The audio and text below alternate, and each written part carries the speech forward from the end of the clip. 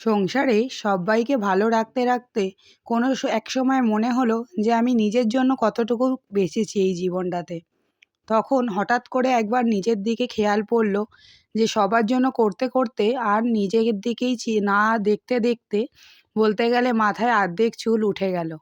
দেখতেও একদম বিশ্রী হয়ে যাচ্ছিল।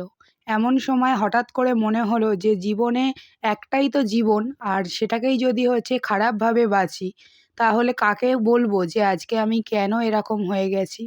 নিজেকে যখন আয়নার সামনে দাঁড়াই তখন নিজেরই এতটাই খারাপ লাগে নিজেকে দেখলে, মনে হয় সব কিছুই তো উৎসর্গ করে দিয়েছি সংসারের জন্য।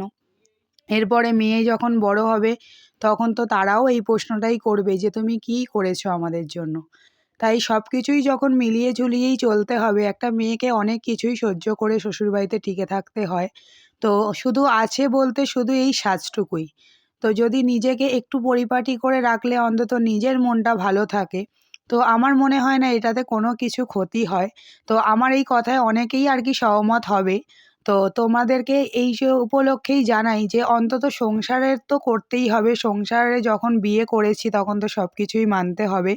কিন্তু তার মধ্যে থেকেও একটু নিজেকে সময় দেওয়াটা খুবই প্রয়োজন। অন্তত দিনের শেষে যখন তুমি আয়নার সামনে নিজেকে দেখবে, তখন অন্তত মনে হবে যে না, একদম সুন্দর আর পরিপাটি ধরনেরই তোমাকে দেখতে লাগছে। এটা যেন মনে না হয় যে সারাদিন ক্লান্তি নিয়ে চোখের নিচে দাগ পড়ে আছে এরকম দেখতে লাগছে নিজেকে। আর নিজে আয়নার সামনে নিজের মুখটাই দেখার ইচ্ছা থাকবে না। এমন খাটনির পরিশ্রম কোনো দরকার নেই করার।